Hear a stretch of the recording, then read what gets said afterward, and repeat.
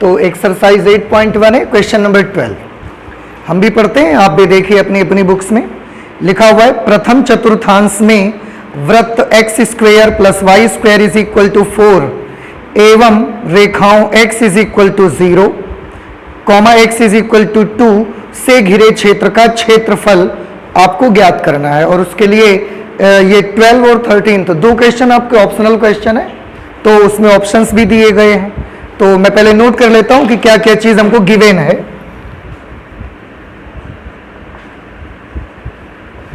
सबसे पहले हमें दिया गया है वृत्त एक्स स्क्वेयर, तो ये हमको एक सर्कल दिया गया है जिसकी इक्वेशन है x square plus y square is equal to 4 और लाइंस दी गई हैं हमको। तो दो लाइंस हैं, एक लाइन है x इज इक्वल टू 0 और दूसरी लाइन है x इज इक्वल टू 2 से घिरे क्षेत्र का क्षेत्रफल ज्ञात करिए। तो ये एक कर्व है और ये दो लाइंस हैं, इनसे जो भी एरिया बाउंडेड है उसका आपको क्षेत्रफल निकालना है। ठीक है, आप तो जानते हैं जैसा कि पिछले सारे क्वेश्चंस में हमने किया है कि हमको इन सब को कोऑर्डिनेट एक्सिस पर ड्रॉ करना पड़ता है, हमको इनके फिगर बनाने पड़ते हैं और बिना फिगर बनाए आप उनके लिमिट से समझ नहीं सकते, कौन सा फॉर्मूला लगेगा आपको ये समझना काफ़ी मुश्किल होगा। इसलिए हम फिगर बनाते हैं और फिगर के लिए हमको इनकी डिटेल्स चाहिए। तो सबसे पहले एक एक करके स्टार्ट करते हैं। सबसे पहले हम सर्कल की डिटेल निकालते हैं। आप सभी स्टूडेंट्स को याद होगा, चलिए पहले मैं ये इक्वेशन नोट कर लेता हूं, x square plus y square is equal to 4। अगर इसे आपको कोऑर्डिनेट एक्सिस पर बनाना है तो उसके लिए आपको वृत्त है तो दो चीजें बेहद जरूरी हैं। वृत्त का सेंटर कहां पर होगा और उसका रेडियस कितना होगा, ये दो चीजें हमको चाहिए। तो ठीक है, आपको याद करिए ये जो सर्कल की इक्वेशन आपको दी गई है इसकी तुलना आप किससे करवाना चाहेंगे? X square plus y square is equal to a square से करने पर। ठीक है, अगर आप इससे कंपेयर करेंगे तो ए की वैल्यू कितनी आएगी? ए स्क्वेयर 4 आया तो ए की वैल्यू आएगी 2 या प्लस माइनस 2 हम बोल सकते हैं। देयरफॉर सेंटर क्या होगा इस सर्कल का? आप सभी स्टूडेंट्स को याद होगा कि ये जो सर्कल है x square plus y square is equal to a square type का, इस सर्कल का सेंटर 0,0 होता है। तो इसका सेंटर हमने 0,0 लिख लिया। रेडियस इसकी क्या होगी? तो इसकी रेडियस आप तो जानते हैं ए की वैल्यू कितनी है? 2, तो रेडियस इसकी आ गई 2। त्रिज्या 2 मात्रक। बस सर्कल की इतनी जानकारी से हम इसका फिगर ड्रॉ कर लेंगे। तो हम इसके लिए ज्यादा कोई चीज हासिल करने की कोशिश भी नहीं करेंगे क्योंकि हमें इतना ही जरूरत है फिगर को ड्रॉ करने के लिए। दूसरे यहां दो लाइंस भी दी गई हैं, उनको भी थोड़ा जरा मैं उनकी भी थोड़ी डिटेल निकाल लेता हूं। पहली लाइन हमको दी गई है x is equal to 0 and please याद करें x इज इक्वल टू 0 किस प्रकार की लाइन होती थी? x इज इक्वल टू 0 ये तो y एक्सिस का ही इक्वेशन होता है। तो x इज इक्वल टू 0 जो है ये कुछ नहीं है, क्या है? YH। तो अगर x इज इक्वल टू 0 बनाना है तो आप क्या बनाइए? y एक्सिस बनाइए। और अगर आपने y एक्सिस बना लिया है तो आप समझ जाएं कि हमने x इज इक्वल टू 0 को ड्रॉ कर दिया है। ठीक है, तो इसके लिए एक्स्ट्रा कुछ नहीं करना। जब आप कोऑर्डिनेट एक्सिस बनाओगे x और y, तो जैसे ही y एक्स बनाओगे समझ जाइएगा कि हमने x इज इक्वल टू 0 को ड्रॉ कर लिया। ओके, दूसरी लाइन यहां पर जो दी गई है तो फर्स्ट लाइन है। सेकेंड लाइन जो हमको दी गई है x इज इक्वल टू 2। आप इसको ध्यान से देखें, इसकी तुलना ये जो आपकी लाइन है, ये लाइन भी आपको एक टाइप आपको बताया गया है, उस टाइप की आपको दिख रही होगी कि तुलना x is equal to h से करने पर। आप देखिए x is equal to h type की ही लाइन है ये। अगर x is equal to h type की लाइन है तो बताइए x is equal to h type की लाइन किस प्रकार की लाइन होती है? आंसर है वेरी गुड, ये y अक्ष के समांतर लाइन होती है। तो इस लाइन की क्या डिटेल हमें मिली कि रेखा y अक्ष के समांतर है और +2 डिस्टेंस से जाती है। तो यहां पर हम लिख देंगे यह रेखा y अक्ष के समांतर है तथा मूल बिंदु से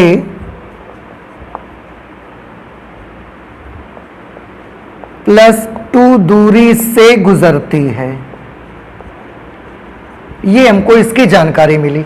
तो दिए गए जितने भी फिगर हैं सबका हमने डिटेल निकाल लिया है। अब सबसे पहले हम इनके फिगर बनाने चलेंगे, उसके बाद ही आगे का काम करेंगे हम। उसके लिए मैंने ये कोऑर्डिनेट एक्सिस बना लिया। ये एक्स एक्सिस है, ये एक्स डैश, ये वाई है और ये वाई डैश है। ये ओरिजिन पॉइंट है जिसका नाम हम ओ रख देते हैं, जिसके कोऑर्डिनेट्स 0,0 है। ठीक है, सबसे पहले सर्कल बनाएंगे। सर्कल का सेंटर कहां पर है? 0, 0, ओरिजिन पॉइंट पर ही है। रेडियस है 2 मात्रक। तो 0, 0 पर सेंटर है और 2 मात्रक उसका रेडियस है। ऐसा सर्कल बनाना है आपको। तो कैसे बनेगा? इस जगह पर प्रकार की नोक रखेंगे और ये 2 मात्रक दूरी लेकर के पूरा ऐसा हम बना देंगे। वो सर्कल लगभग आपको ऐसा मिल जाएगा। ठीक, सेंटर 0, 0 पर है और यहां से यहां तक का डिस्टेंस कितना है? 2 यूनिट्स। ये भी डिस्टेंस 2 यूनिट, 2 यूनिट, 2 यूनिट, क्योंकि रेडियस ही 2 मात्रक है उसका। अगर ये सारे डिस्टेंसेस बेटा 2 मात्रक हैं तो आप मुझे यहां का भी कोऑर्डिनेट बता सकते हैं? क्या होगा ये कोऑर्डिनेट अगर ये 2 मात्रक है तो? 2,0। इस तरह से इसका कोऑर्डिनेट जो होगा, because it is situated in negative x axis, so it will be -2,0, 0,2 और ये होगा 0,-2। ठीक है, तो हमने सर्कल तो बना लिया। सर्कल में बस इतना ही मुझे बनाना है। और याद रहे ये वाला डिस्टेंस कितना होगा? 2 मात्रक। ये भी 2 मात्रक, ये भी 2 मात्रक, ये भी 2 मात्रक, क्योंकि रेडियस ही उसका 2 मात्रक है। उसके बाद लाइंस में आते हैं। x is equal to 0, you have to draw y axis. हमने ऑलरेडी बना लिया है, आप देखें ये y एक्सिस बना हुआ है, तो उसको आपको 2 बार तो बनाने की जरूरत नहीं है ना। y एक्सिस तो बना हुआ है, तो अभी कुछ नहीं करना। बस आप चाहें तो इसमें इसकी इक्वेशन नोट कर दें कि y axis means x is equal to 0 हम ऑलरेडी बना चुके हैं। ठीक है, अच्छा नेक्स्ट लाइन कौन सी है? x is equal to 2। x is equal to 2 की डिटेल हमने क्या निकाली कि यह रेखा y अक्ष के समांतर है तथा मूल बिंदु से +2 डिस्टेंस से पास होती है। y अक्ष के समांतर है और मूल बिंदु से +2 डिस्टेंस से पास होती है। बेटा y एक्सिस ये देख रहे हैं, तो ये लाइन ऐसे पैरेलल आएगी। अब राइट साइड पे आएगी y एक्सिस के या लेफ्ट साइड पे आएगी, वो डिपेंड करेगा कि यहां पर डिस्टेंस +2 से जाती है -2 से। +2 है तो अगर +2 है तो फिर राइट साइड से जाएगी। और कितनी दूर से जाएगी?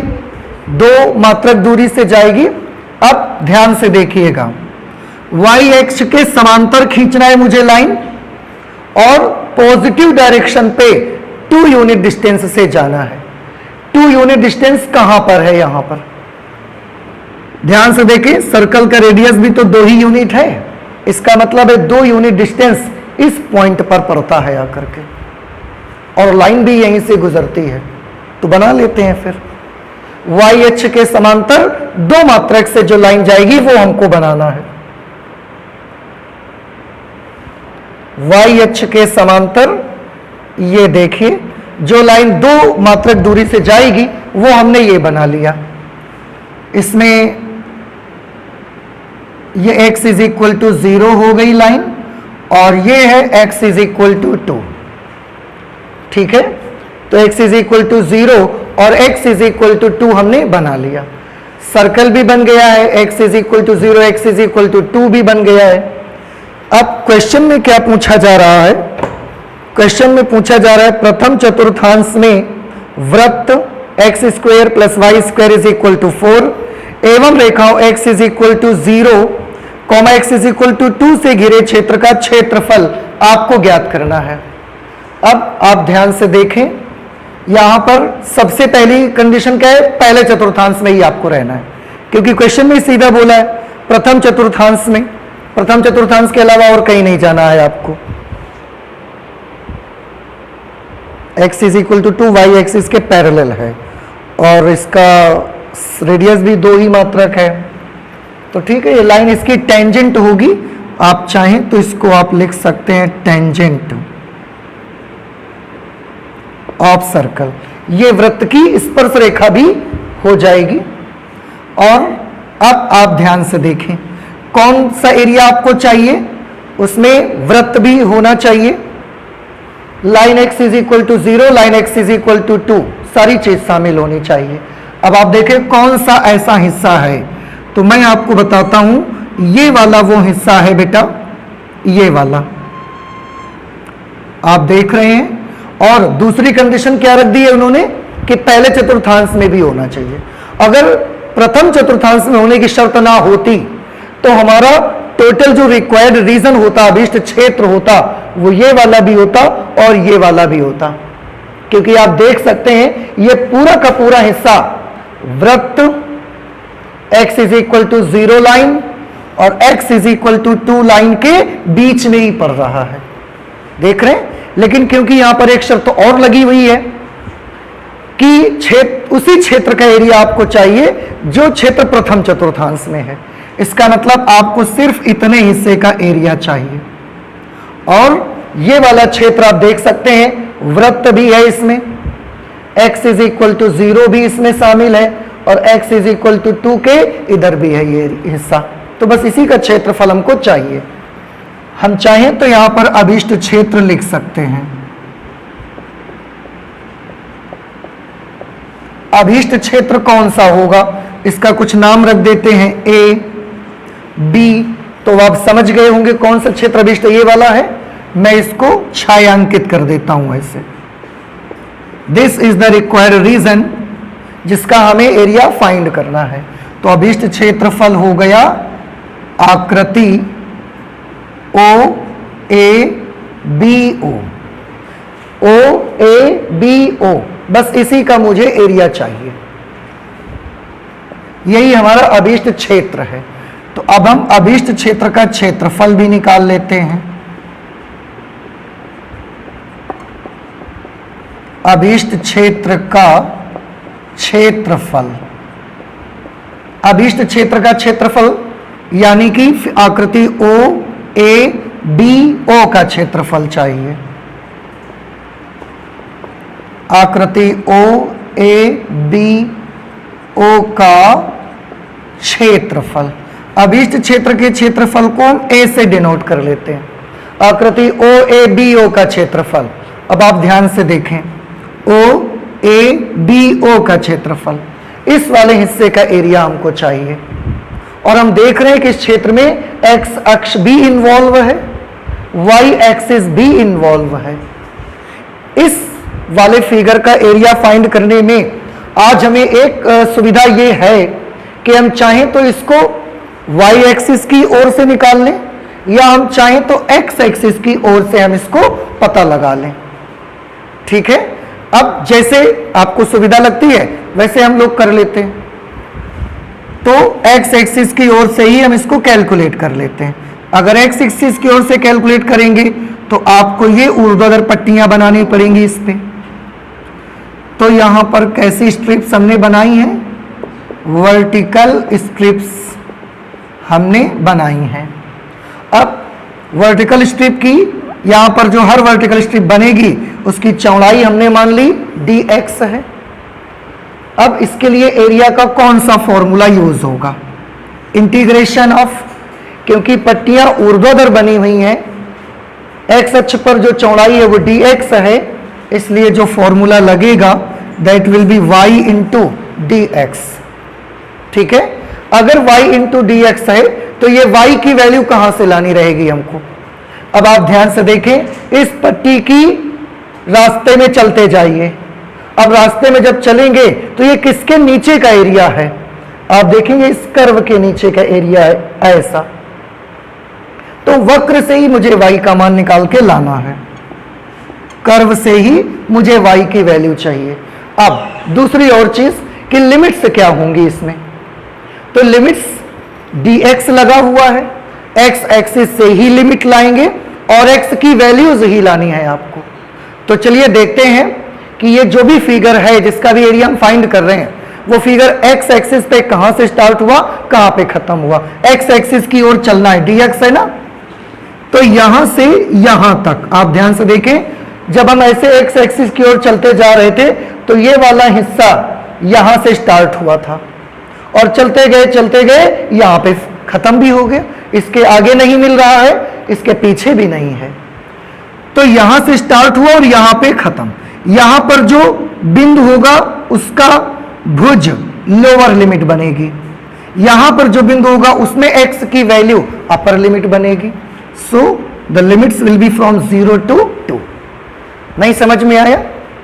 अच्छा, अब सॉल्व करना है मुझे इंटीग्रेशन ऑफ कर्व से y की वैल्यू। कर्व यानी कि सर्कल, सर्कल की इक्वेशन क्या थी, मैं यहां पर लिख देता हूं x square plus y square is equal to 4।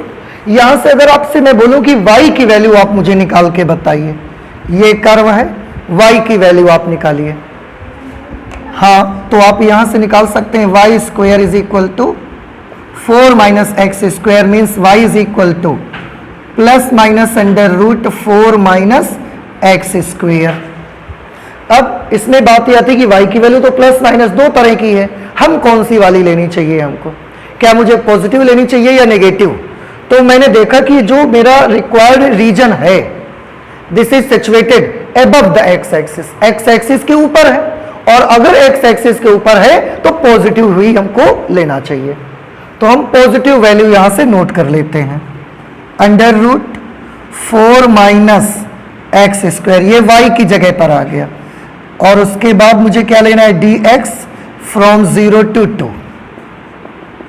a is equal to, इसको बेटा हम ऐसे लिख सकते हैं, ये 4 माइनस एक्स स्क्वायर आप देख रहे हैं, हम इस 4 को लिख सकते हैं 2 स्क्वायर माइनस एक्स स्क्वायर। ठीक है, अच्छा, अब इसमें फॉर्मूला जो लगेगा आप सोचिए, integration of under root a square minus x square. अभी तक हम ये वाला फॉर्मूला बहुत यूज कर चुके हैं, वही हमको यहां भी यूज कर लेना है। तो फॉर्मूला मैं लिखता हूं, आप भी देखिए, ये फॉर्मूला होता है x by two, x by two under root a square minus x square, a square minus x square, पूरा यही लिख देना है मुझे। उसके बाद plus a square by two, a square यानी कि 2 स्क्वायर, और 2 square 4 by two into sine inverse x upon a, x upon a means x upon 2। तो क्योंकि हमने इसका इंटीग्रल फाइंड कर लिया तो जो लिमिट्स है अब वो यहाँ राइट हैंड साइड पे आ जाएंगी। अब लिमिट्स को अप्लाई करना है आपको, आप चाहें तो एक काम कर सकते हैं, इनमें दोनों में अपॉन में 2 आप देख रहे हैं, आप कॉमन ले सकते हैं। तो ये हमने 2 कॉमन कर लिया, अंदर अब 2 तो नहीं रहेगा, लेकिन जो रहेगा उसमें अब हमको लिमिट अप्लाई करनी है। लिमिट अप्लाई करने के लिए पहले जहां जहां भी बेटा x है वहां अपर लिमिट लिखना है, फिर माइनस जहां जहां भी x है वहां पर लोअर लिमिट लिखना है। तो चलिए अपर लिमिट अप्लाई कर देते हैं, साथ में 2 निकल चुका है बाहर, याद रखिएगा। अभी x की जगह मुझे 2 लिखना है, अंडर रूट 4 माइनस x की जगह 2 लिखना है ना आपको, और 2 का स्क्वायर कर देंगे, 4 हो जाएगा। ये आगे चले, यहां पर प्लस, यहां कितना बचेगा, 2 बचेगा कि 4 बचेगा, 4 बचेगा, क्योंकि 2 हम कॉमन ले चुके हैं। देखिए तो यहां 4 रहेगा, 4 into sine inverse x by 2, x की जगह पे क्या लिखना है 2, तो 2 बाई 2 करेंगे, इट विल बिकम 1। ऐसा। अब हमने माइनस लगा दिया, अब जहां जहां x है वहां फिर से 0 सब जगह मुझे रखना है, तो यहां 0/0 2 तो जा चुका है खैर, तो यहां 0 आप लिखेंगे इंटू √4 माइनस 0, क्योंकि 0 लिख के स्क्वायर करेंगे तो 0 ही तो आएगा वो, प्लस यहां पर क्या बचेगा 4, क्योंकि 2 को हम कॉमन ले चुके हैं। साइन इनवर्स 0/2 करेंगे तो ये 0 हो जाएगा। अप्लाई कर दी लिमिट हमने, अब हमको सॉल्व कर लेना है बस इसको। Then a is equal to 1/2। सभी स्टूडेंट्स गौर से देखिए इसको, बेटा ये -4 से +4 कैंसिल, अगर -4 से +4 कैंसिल तो ये कितना हो गया 0, उस 0 को 2 से मल्टीप्लाई करवा दिया 4 sine inverse 1। Application of integrals में 8.1 एक्सरसाइज के इस समय में 12 क्वेश्चन सॉल्व कर रहे हैं, और अब तक बहुत बार साइन इनवर्स 1 आ चुका है। और साइन इनवर्स 1 की वैल्यू कितनी होती है π/2। कैसे? आप इस 1 की जगह पे क्या लिख सकते हैं, साइन π/2, तो sine inverse sine π/2 will become π/2। Inverse function पढ़ा हुआ है आप लोगों ने, π/2 माइनस, बेटा यहां पर अंदर √4 बचा, लेकिन उस 0 से जब उसको मल्टीप्लाई कर देंगे तो वो भी कैसा हो जाएगा 0, प्लस यहां साइन इनवर्स 0 आ रहा है, और साइन इनवर्स 0 की वैल्यू 0 होती है। क्यों? क्योंकि आप इस 0 की जगह साइन 0 लिखोगे ना, तो साइन इनवर्स साइन 0, केवल 0 बचेगा, उस 0 को 4 से मल्टीप्लाई करवा देंगे तो वो भी 0 हो जाएगा। इस तरह से a की वैल्यू ये बच रही है। यहां पर हम इसको कैलकुलेट कर देते हैं, इसकी हमको उतनी ज्यादा जरूरत नहीं है, इसलिए हम इसे आपको यहां पर कैलकुलेट करके दिखा देते हैं। a इज इक्वल टू 1/2, 1/2, यहां आप ध्यान से देखिए 2 2s are 4, ठीक है, ये तो 0 ही है, इससे तो कोई हमें मतलब ही नहीं रहेगा। ये कितना बन गया 2π 0 में ऐड करिए, जोड़ दीजिए, कितना आएगा 0 की 2π मल्टीप्लाई करते होते तो 0 हो जाता, तो 2π बचेगा। बेटा और तो सारे टर्म्स 0 हो चुके हैं ना, तो अंदर में केवल क्या बच गया 2π, और ये 2 फिर इस 2 से कैंसिल हो गया। Then a is equal to π, and because this is the area, और एरिया को हमेशा वर्ग इकाई में लिखते हैं, तो हमको यहां पर क्या लिख देना चाहिए, स्क्वायर यूनिट लिख देना चाहिए, ठीक है। तो ये बहुत इजी क्वेश्चन है, ऑप्शनल क्वेश्चन है, और इसका कौन सा ऑप्शन सही आ रहा है आप देखें, ए पार्ट हमारा सही जवाब है, तो हम यहां पर लिख सकते हैं ऑप्शन ए इज करेक्ट।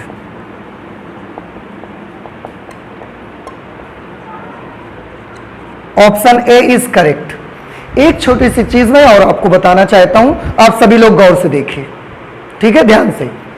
ये सर्कल है, और आपको सिर्फ इतने ही टुकड़े का तो एरिया पता लगाना था, और आप सभी जानते हो कि ये टुकड़ा सर्कल का 1/4 पार्ट है, 1/4 हिस्सा है। पूरे 4 टुकड़े ऐसे ही हो यहां पर पूरे हैं, उनमें से एक ले रहे हैं, तो 4 में से एक ले रहे हैं, 1/4 हिस्सा है वो, तो ठीक है। मुझे इस पूरे वृत्त के 1/4 हिस्से का क्षेत्रफल चाहिए, ठीक। वृत्त की त्रिज्या कितनी आई है, तो क्या आप बता सकते हैं, नॉर्मल अगर हम इंटीग्रेशन का यूज नहीं करेंगे, जिस वृत्त की त्रिज्या 2 मात्रक होगी उसका एरिया कितना आता है 4π। कैसे कि एरिया का फॉर्मूला, सर्कल का एरिया क्या होता है, area is equal to πr², याद आया आपको। और यहां पर रेडियस कितनी है 2 मात्रक, तो जब हम r की जगह 2 लिखेंगे फिर उसका स्क्वायर करेंगे तो एरिया कितना आएगा, 2 का स्क्वायर किया 4 इंटू π। ये एरिया किसका है, ये पूरे वृत्त का एरिया है, लेकिन हमें कितने का चाहिए, हमें तो केवल 1/4 हिस्से का चाहिए। अब इसका 1/4 अगर आप कर देते हैं, ये एरिया है कंप्लीट सर्कल का 4 इंटू π, लेकिन हमें तो केवल एक टुकड़े का चाहिए, हमें केवल 1/4 हिस्से का चाहिए, तो इसका जब 1/4 आप कर देंगे 1/4, 4 से 4 कैंसिल हो जाएगा, ए की वैल्यू कितनी आ जाएगी, वैसे भी पाई और ऐसे भी पाई। नहीं समझ में आया आपको? तो करना हमको यही मेथड से है, लेकिन ऐसे क्वेश्चंस में हम अपने आंसर को चेक भी कर सकते हैं कभी भी। समझ आ रहा है ना आपको? देखिए एक बात मैं इसमें और आपको बताना चाहूंगा इस क्वेश्चन में, क्योंकि ये एक ऑप्शनल क्वेश्चन है और ऑप्शनल क्वेश्चन में एग्जामिनेशन में आप ऐसा पूरा लगाओगे ऐसा ज़रूरी नहीं है। वहाँ तो इतना टाइम नहीं चाहिए ऑप्शनल के लिए, वहाँ तो बड़ी जल्दी मुझे टिक करना रहता है। तो जब भी कभी इस टाइप का कोई क्वेश्चन आएगा और वो ऑप्शनल में होगा, तब आपको क्या करना है, एक छोटी सी बात मेरी सुन लें। यहाँ पर आप यहाँ पर x इज इक्वल टू 0 और x इज इक्वल टू 2 दिया है, ठीक है? तो यही हमारी लिमिट्स बन जाएंगे।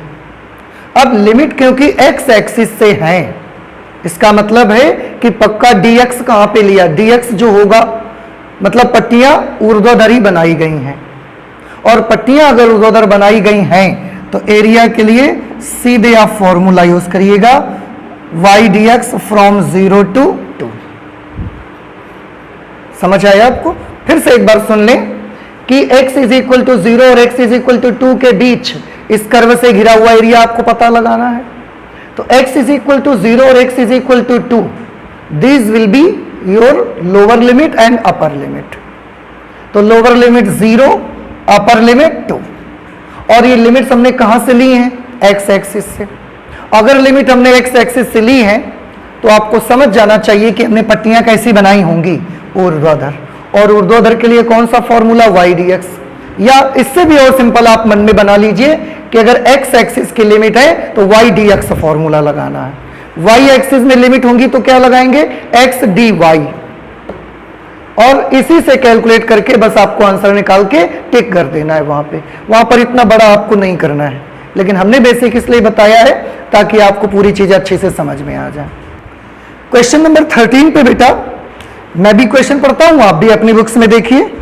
वक्र y square is equal to 4x, y अक्ष एवं रेखा y इज इक्वल टू 3 से घिरे क्षेत्र का क्षेत्रफल है, और 4 ऑप्शंस दिए गए हैं, उन्हीं में से आपको सर्च करना है कि कौन सा वाला करेक्ट ऑप्शन है। तो चलिए नोट कर लेते हैं। सबसे पहले यहां पर एक कर्व दे दिया गया है हमको। कर्व जो भी दिया गया है वो है y square is equal to 4x, और दो चीजें और दी गई हैं, एक y अक्ष दिया गया है और एक लाइन हमको दी गई है y इज इक्वल टू 3 से घिरे क्षेत्र का क्षेत्रफल ज्ञात करिए। आपको एक ऐसे क्षेत्र का क्षेत्रफल पता लगाना है जिसमें ये कर्व भी शामिल हो, y अक्ष भी शामिल हो उसमें, और ये y is equal to 3 line भी शामिल हो। लेकिन जब तक हम फिगर ड्रॉ नहीं करते हैं तब तक हम ऐसे तो नहीं समझ पाएंगे कि कैसे सॉल्व करना है। उसके लिए मुझे इन सब की डिटेल चाहिए। सबसे पहले आप इस इक्वेशन को देखें। आप देख रहे होंगे कि इक्वेशन y में द्विघात है और x में एक घात है, और ऐसी हर इक्वेशन जिसमें दो वेरिएबल हो और उन दो में से एक वेरिएबल में वो क्वाड्रेटिक हो और एक वेरिएबल में वो लीनियर हो, यानी कि एक चर में वो द्विघात हो और एक चर में एक घात हो, ऐसी हर इक्वेशन पैराबोला को ही रिप्रेजेंट करती है। तो ये इक्वेशन किसको रिप्रेजेंट करेगी, ये इक्वेशन पैराबोला को रिप्रेजेंट करेगी, परवलय को। पहले हम इसी की डिटेल निकाल देते हैं, फिगर ड्रॉ करने में हमें आसानी रहेगी। पैराबोला है y square is equal to 4x। इसकी तुलना हम करना चाहेंगे स्टैंडर्ड इक्वेशन। आप याद करें पैराबोला की इस टाइप की एक स्टैंडर्ड इक्वेशन होती थी, y square is equal to 4ax से तुलना हम करेंगे। जब इससे कंपेयर करेंगे इसके बाद मुझे कुछ बातें चाहिए, जैसे कि मुझे शीर्ष चाहिए सबसे पहले कि इसका शीर्ष क्या होगा। तो आप देखें y की जगह पे y है, x की जगह पर x है, इसलिए जो शीर्ष इसके होंगे वही शीर्ष इसके होंगे। तो आप याद करें y square is equal to 4ax के शीर्ष क्या होते थे, 0,0। इसलिए इस पैराबोला के भी वर्टेक्स 0,0 ही होंगे। इसके बाद अक्ष हम पता लगाना चाहते हैं कि कौन सी अक्ष पर बनेगा। इससे तुलना कर रहे हैं ना, ये कौन से अक्ष पर बना होता है, एक्स एक्सिस पर, तो वो भी एक्स एक्सिस पर ही बनेगा। हाँ, एक चीज ये भी पता लगानी है कि फेस किस तरफ रहेगा इस पैराबोला का, क्या ये पॉजिटिव एक्स एक्सिस पे रहेगा या नेगेटिव एक्स एक्सिस पे रहेगा। तो मैंने हमेशा यहां देखिए बताया है प्लस के साथ एक्स है, इसलिए इसका फेस पॉजिटिव एक्स एक्सिस की तरफ रहेगा, पॉजिटिव एक्स एक्सिस की ओर ही इसका फेस रहेगा। और ठीक है, पैराबोला के बारे में जानकारी हमको मिल चुकी है, फोकस वगैरह की आवश्यकता नहीं है, जब जरूरत पड़ेगी तो हम निकाला करेंगे, अभी कोई जरूरत नहीं है आपको। हाँ, दूसरा वाई अक्ष, तो इसके बारे में तो मुझे नहीं लगता कुछ बताना है मुझे, क्योंकि एक्स अक्ष आप ऐसा बनाएंगे, वाई अक्ष ऐसा बनाएंगे, तो जब बनाएंगे तो वाई अक्ष बन जाएगा। लाइन दी है आगे जो कि y इज इक्वल टू 3 है। अब आप याद करिए, क्या इस फॉर्मेट में कोई लाइन आपको मालूम है? इसकी तुलना y is equal to k से करने पर। अब y is equal to k type की लाइन का क्या स्पेशलिटी है आप याद करें। Very good, y is equal to k type की हर लाइन x एक्सिस के पैरेलल होगी और पॉजिटिव 3 डिस्टेंस से होकर जाएगी, x अक्ष के समांतर प्लस 3 दूरी से जाएगी। तो हम लिख सकते हैं ये रेखा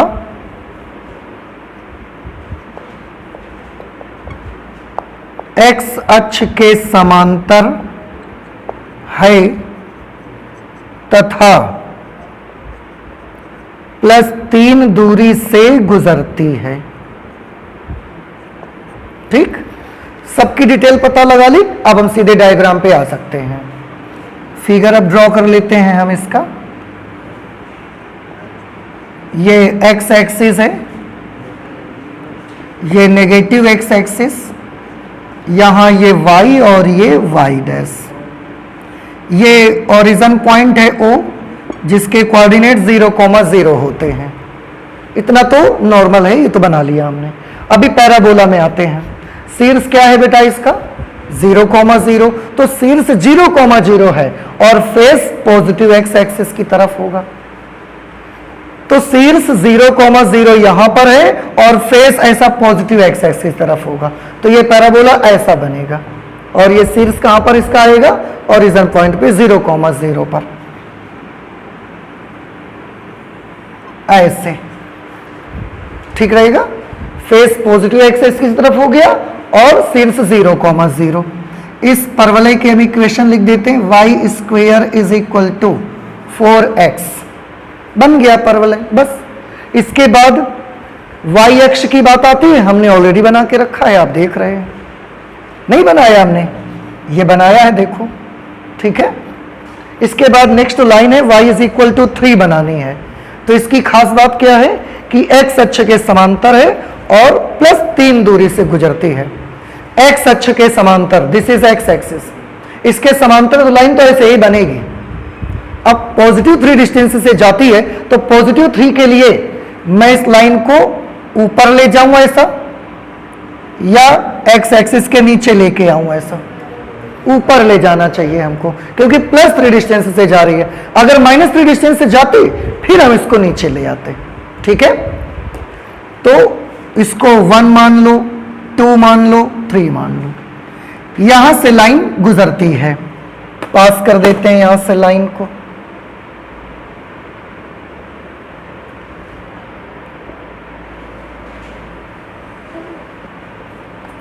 ये देखिए एक्स अक्ष के समांतर कुछ समांतर नहीं बन पाई, और सही से इसको हम ड्रॉ कर देते हैं भाई।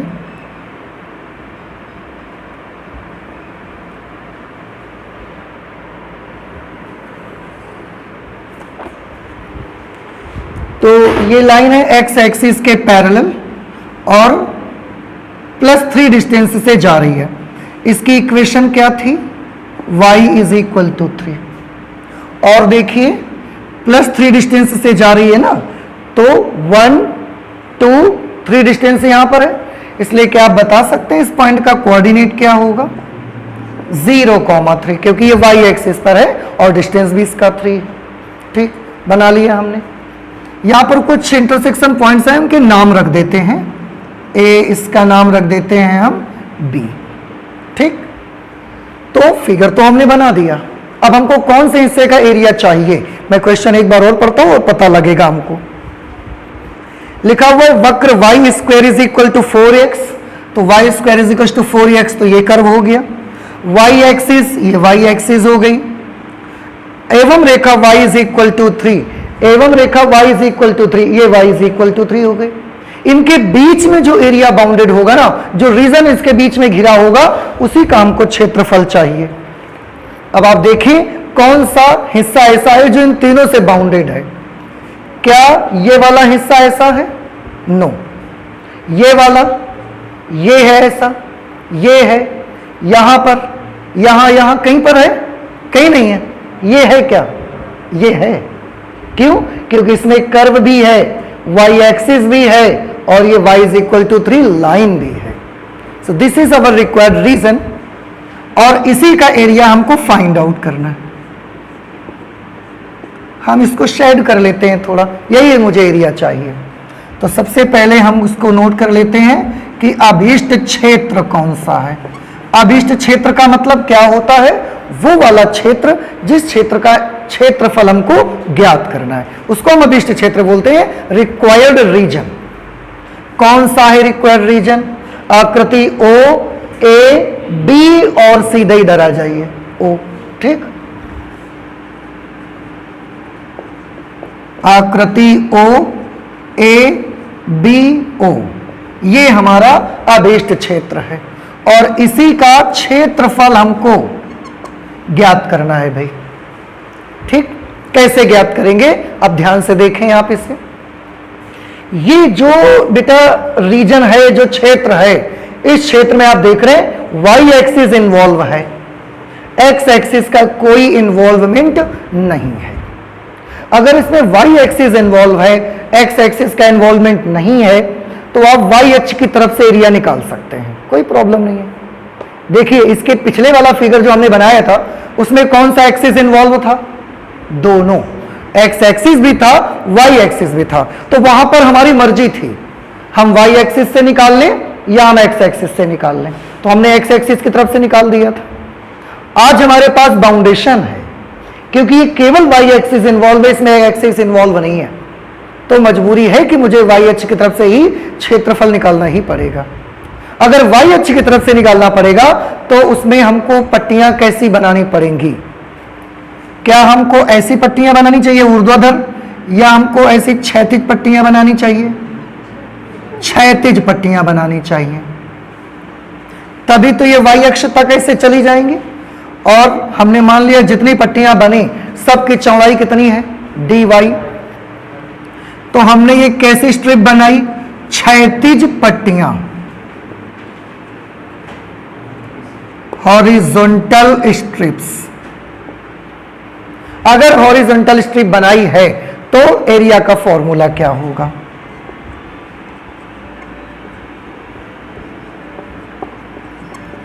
अभीष्ट क्षेत्र का क्षेत्रफल कितना होगा? आप देखिए, इसका ही तो एरिया चाहिए हमको। आकृति O, A, B, O का क्षेत्रफल, अभीष्ट क्षेत्र का क्षेत्रफल हम A मान लेते हैं, और इस आकृति का एरिया निकालने के लिए हमने एक क्षैतिज पट्टी बनाई है। तो जब चौड़ाई dy है तो आज फॉर्मूला कौन सा यूज करेंगे? x dy या y dx? x dy आप यूज करेंगे। Very good. Integration of x dy। अब ये x की वैल्यू आप कहां से निकाल के लाएंगे? कर्व से या किसी लाइन से लानी पड़ेगी हमको। तो हमारा तरीका क्या है चेक करने का? क्षैतिज पट्टी बनी है तो आप पट्टी के अनुदिश ऐसा चलिए y अक्ष तक, और देखिए कि एरिया किसके अंदर का है?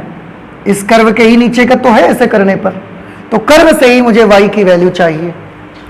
सॉरी x की वैल्यू चाहिए, तो मैं ये x कहां से निकाल के लाऊंगा, कर्व से, और यहां dy।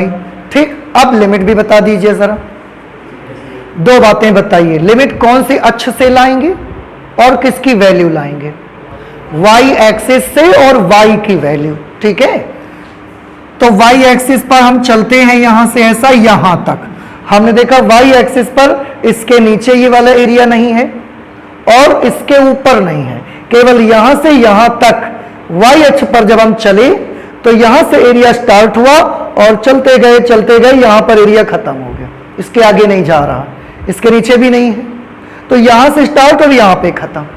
तो यहां पर जो भी y की वैल्यू होगी वो लोअर लिमिट होगी, यहां पर जो y की वैल्यू होगी वो अपर लिमिट। तो इस जगह पर y की वैल्यू क्या है, ये x और ये y की वैल्यू 0, इस जगह पर y की वैल्यू ये x और ये y 3। So limits are from 0 to 3। बस अब इसे कैलकुलेट कर लेना, x की वैल्यू क्या होगी यहां से फाइंड करिए, y square upon 4, very good, y square upon 4 into dy from 0 to 3। 4 से हमको कोई मतलब नहीं है because this is a constant term, so we can take it out. 1 upon 4 integration of y square dy from 0 to 3।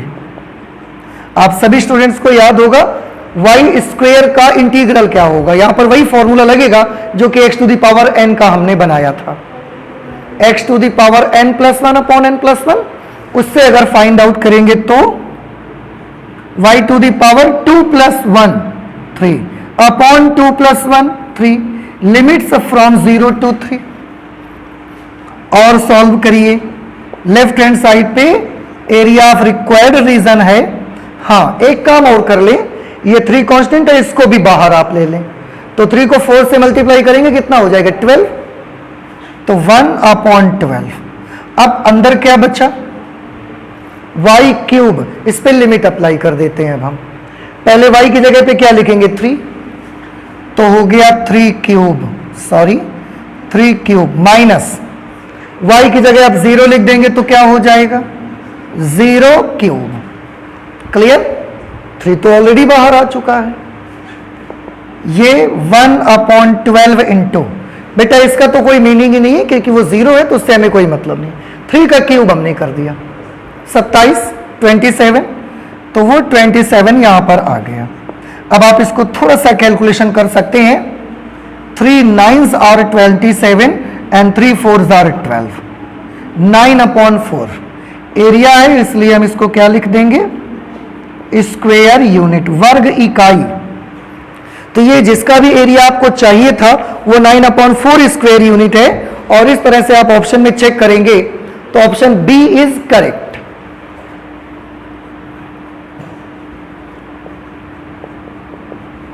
Option B is correct. अब एक चीज मैं एक छोटी सी और आपको बताना चाहूंगा, हमने तो इतना बड़ा कैलकुलेट किया है उसकी डिटेल के सहित, लेकिन क्योंकि जब एग्जामिनेशन में ऐसा कोई क्वेश्चन आता है जो कि ऑप्शनल में आएगा तो वहां पर आपको इतना बड़ा नहीं करना है। आपको वहां पर कैसे करना है, थोड़ा सभी लोग ध्यान से देख लें, वहां पर आपको सिर्फ ये करना है, इस बार y अक्ष और y इज इक्वल टू 3 दिया है, y अक्ष और y इज इक्वल टू 3 दिया है, इसका मतलब लिमिट्स हमको y की दी है। तो एरिया के लिए सीधे सीधे कौन सा फॉर्मूला लगा लें, जब लिमिट y की होंगी तो एरिया का फॉर्मूला होगा x into d y from 0 to 3, क्योंकि y अक्ष से लेकर y इज इक्वल टू 3 तक जाना है ना, y से लेकर y इज इक्वल टू 3 तक जाना है, y अक्ष का मतलब क्या 0 और 3 तक जाना है, तो सो फ्रॉम 0 to 3 और x dy, क्योंकि लिमिट y एक्सिस की हमको दी गई है इसलिए फॉर्मूला हम x इंटू डी वाई लगाएंगे। आप याद करें पिछला क्वेश्चन, उसमें x की वैल्यूज दी गई थी तो हमने y dx लगाया था, तो जब y की वैल्यू दी जाएगी तो क्या लगाएंगे x dy। तो ऑप्शनल क्वेश्चन एग्जामिनेशन में आता है तो इतना बड़ा नहीं करना, डायरेक्ट करके आंसर निकालना और केवल ऑप्शन को टिक करना है आपको, ठीक है। तो आई होप कि आपको समझ में आ गया होगा, ये बहुत इजी क्वेश्चंस हैं, बस फिगर आपको आ जाए एक बार तो और भी अच्छा रहता है। तो आज मैथ में इतना ही रख लेते हैं। नेक्स्ट क्लास में हम लोग इसके एग्जाम्पल सॉल्व करेंगे, नेक्स्ट एक्सरसाइज के एग्जाम्पल नंबर 6। ठीक है, तो चलते मिलते हैं नेक्स्ट क्लास पे। Thank you.